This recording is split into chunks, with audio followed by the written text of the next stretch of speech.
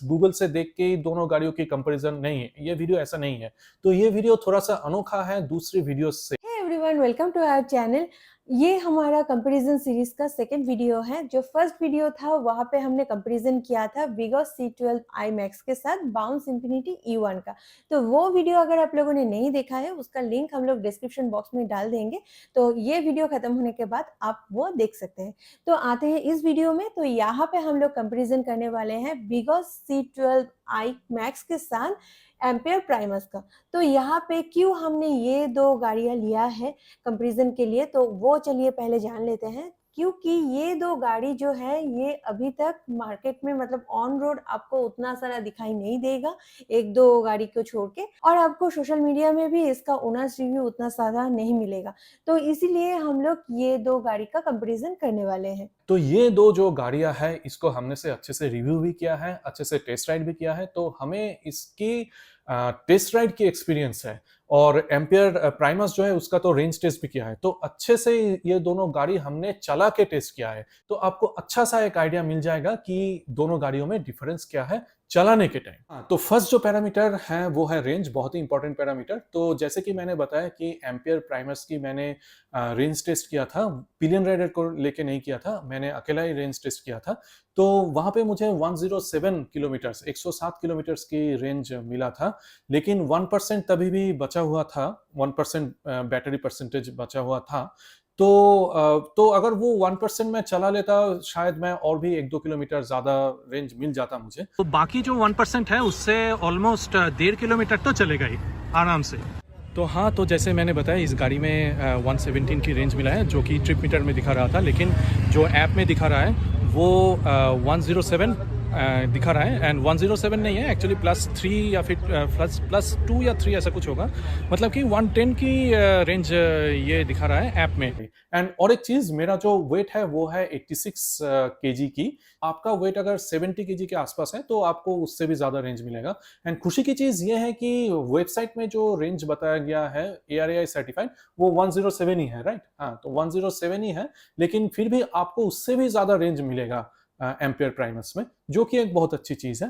तो यहाँ पे ट्रू रेंज दिया हुआ है। हाँ, बेसिकली ट्रू रेंज दिया हुआ है वेबसाइट पे। तो बिगॉस C12i की जो रेंज है, मतलब ARAI सर्टिफाइड रेंज है जो कि वेबसाइट में मेंशन्ड है, वो है 143 किलोमीटर्स की। तो मतलब ARAI सर्टिफाइड 143, मतलब कि आपको 120 का रेंज तो आराम से मिल जाएगा। वो आप कैसे भी चलाइए, आपको 120 की रेंज आपको आराम से मिल जाएगा। तो एम्पियर प्राइमस की जो टॉप स्पीड मैंने अचीव किया है इको मोड में वो है 45 किलोमीटर पर आवर की। गाड़ी में इको मोड में लगा लेता हूँ, अभी देखता हूँ कि कितना टॉप स्पीड अचीव कर सकते हैं इससे।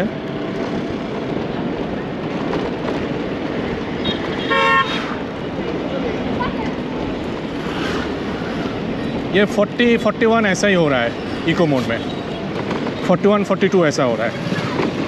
लेकिन मैंने city mode and power mode में इसकी टॉप स्पीड चेक नहीं कर पाया क्योंकि वहां पे थोड़ा सा क्राउड ज्यादा था। एंड ये जो मैंने रेंज टेस्ट किया था वो इको मोड में किया था, तो ऑब्वियसली मुझे इको मोड का ही टॉप स्पीड पता है, वो है 45 किलोमीटर्स की, जो कि बहुत ही डिसेंट है। इको मोड में 45 किलोमीटर्स की अगर आपको टॉप स्पीड मिलता है वो काफी डिसेंट है। तो मतलब कि आपको पावर मोड में, मतलब कि जो हाईएस्ट मोड है उसमें आपको 75 से ऊपर तो जाएगा ही आपका टॉप स्पीड, जो कि काफी अच्छा। एंड बिगेस्ट C12i मैक्स में आपको जो टॉप स्पीड मिलने वाला है वो है 50 किलोमीटर पर आवर की। यहाँ पे कोई मोड्स नहीं है, तो इसलिए सिर्फ 50 किलोमीटर की आपको टॉप स्पीड मिलने वाला है इस बिगेस्ट C12i में। अभी थोड़ा-सा बाकी जो स्पेसिफिकेशंस हैं वो भी जान लेते हैं। जैसे कि बैटरी, तो बैटरी आपको एम्पेयर प्राइमस में नॉट रिमूवेबल 3 किलोवाट आवर की LFP बैटरी मिलेगा, और बिगॉस C12 आई मैक्स में आपको रिमूवेबल बैटरी मिलेगा। उसके साथ-साथ 3.2 किलोवाट आवर की NMC बैटरी भी यहाँ पे आपको मिलेगा।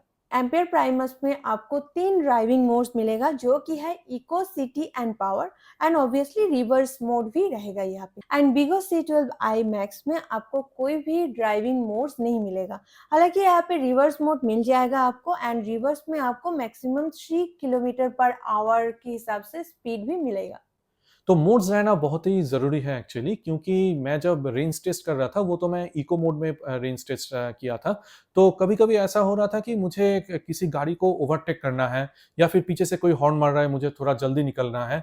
तो एट दैट टाइम मैं इसको पावर मोड या फिर सिटी मोड में लगा के निकल रहा था। एनीवे मैं अभी थोड़ा सा सिटी मोड में लगाया था क्योंकि इस ऑटो को ओवरटेक करना था, फिर से मैंने इसको इको मोड में लगा लिया। लेकिन बिकॉज़ C12i Max में कोई मोड्स नहीं है, तो इसलिए अगर आपको कोई पीछे से हॉर्न मार रहा है, तो आप जल्दी निकलना चाहेंगे तो ऐसा नहीं हो पाएगा। इसमें और कोई इको, स्पोर्ट या फिर सिटी ऐसा कोई मोड नहीं है। तो अगर आपको कुछ कहीं पे अगर आपको ज़्यादा टॉर्क की ज़रूरत पड़ता है या फिर ज़्यादा पावर की ज़रूरत पड़ता है, तो इन दैट केस आपके लिए वो अवेलेबल नहीं होगा। तो यही है, फॉर एग्जांपल ये पीछे हॉर्न मार रहा है तो मैं स्पोर्ट्स मोड में लगा के आगे भाग सकता हूँ, तो इस टाइप का ऑप्शन इस गाड़ी में नहीं है। तो यहाँ पे ब्रेक जो है दोनों गाड़ी में आपको ड्रम ब्रेक्स देखने को मिल जाएगा। ग्राउंड क्लियरेंस भी दोनों में सेम है जो कि है 155 mm की। एंड अभी आते हैं डिक्की स्पेस में या फिर स्टोरेज कैपेसिटी में।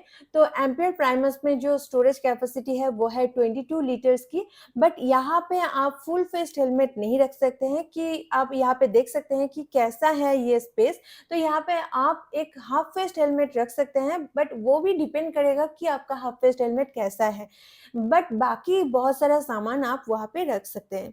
लेकिन इधर बिकॉज C12i में जैसा डिक्की स्पेस है उस हिसाब से आप वहाँ पे एक फुल फेस्ट हेलमेट आराम से रख सकते हैं। उसके साथ साथ और भी सामान आप रख सकते हैं यहाँ पे।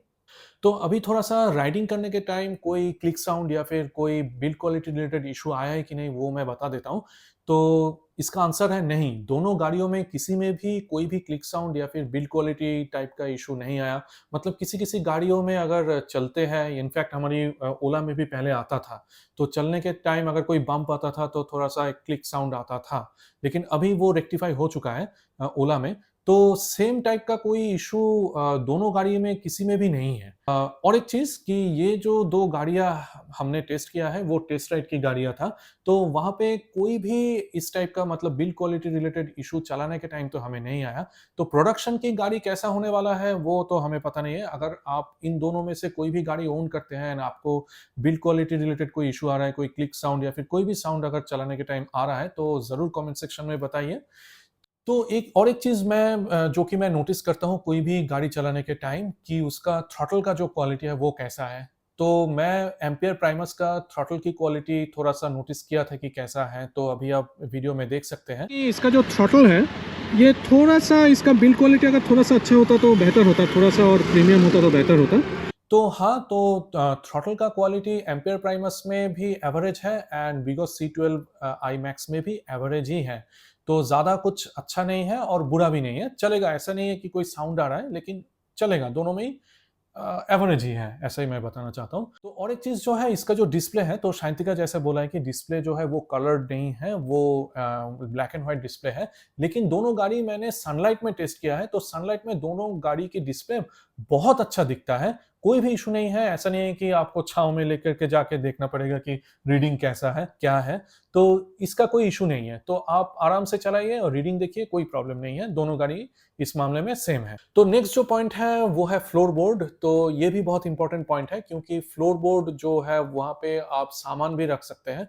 तो बिगो C12i Max में फ्लोर बोर्ड जो है वो अच्छा खासा है, लेकिन एम्पियर प्राइमस में जो फ्लोर बोर्ड है वो काफ़ी बड़ा है एंड वहाँ पे आप आराम से बहुत ज़्यादा सामान रख सकते हैं। फ्लोर बोर्ड जो है वो भी काफ़ी वाइड है। मेरा जो पैर है वो काफ़ी चौड़ा है, तो वहाँ पे पैर अच्छे से आ रहा है। एंड यहाँ पे एक हैंग करने की एक जगह भी है, तो वहाँ पे आप अपना सामान हैंग करके आराम से ये गाड़ी चला सकते हैं। फुटबोर्ड है ये काफ़ी अच्छा है, काफ़ी लंबा है एंड वाइड भी है, तो आप आराम से अपना पैर रख सकते हैं। मैं 6 फीट का हूँ, मैं बड़ा बूटी पहनता हूँ, तो इसके बाद भी इस आगे देखिए इतना जगह है और पीछे भी अच्छा खासा जगह है, तो सही है, ये चीज़ भी सही है। मैं चला के दिखाता हूँ।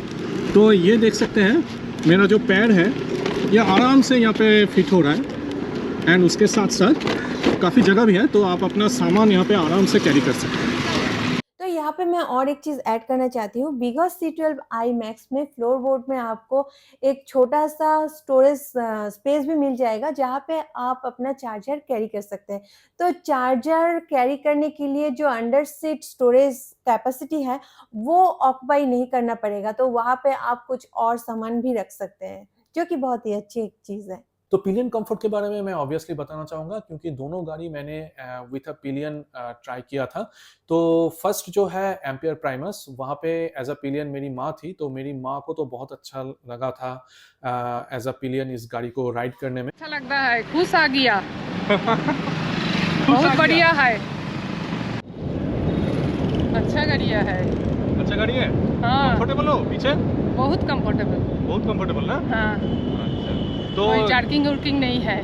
जार्किंग वार्किंग नहीं है, राइट? हाँ, नहीं, पीछे का सीट कंफर्टेबल है? ये बहुत कंफर्टेबल। बस बैठे के लिए बहुत अच्छा लगता है।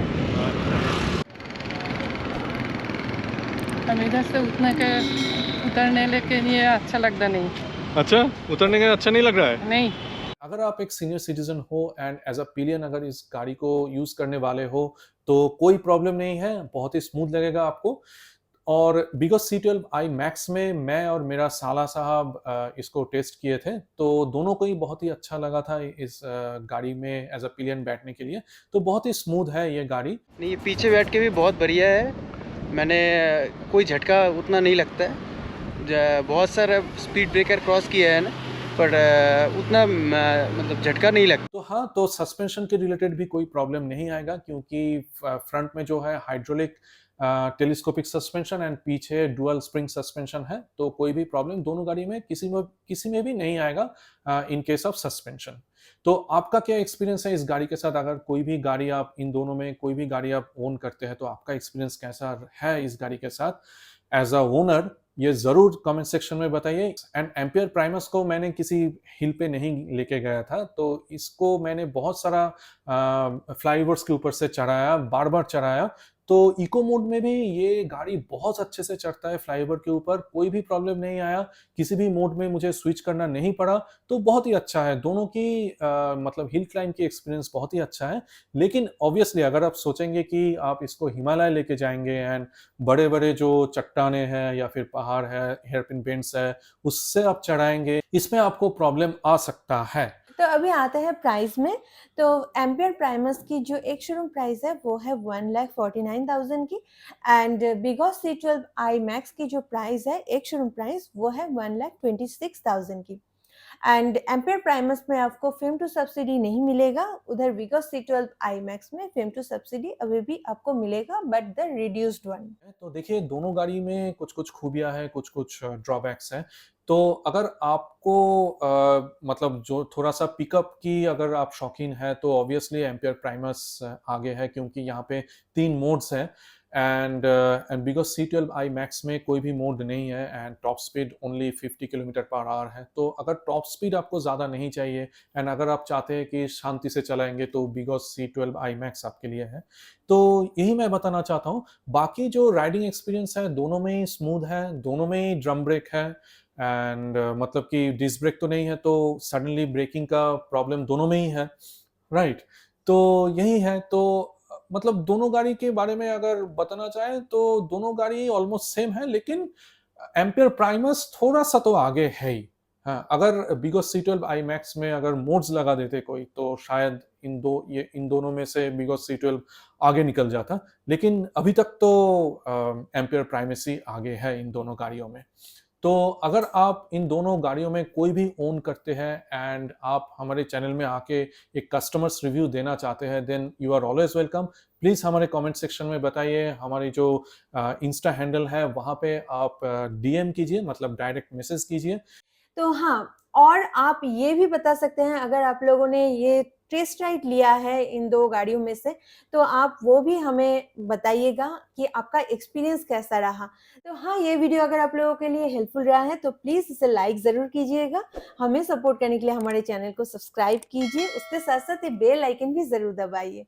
और इस वीडियो को ज़्यादा से ज़्यादा शेयर कीजिए, शेयर करना बहुत इंपॉर्टेंट है ताकि दूसरे लोगों को भी पता चले इन 2 गाड़ियों में डिफरेंस क्या है। यस, तभी चलिए बाय बाय।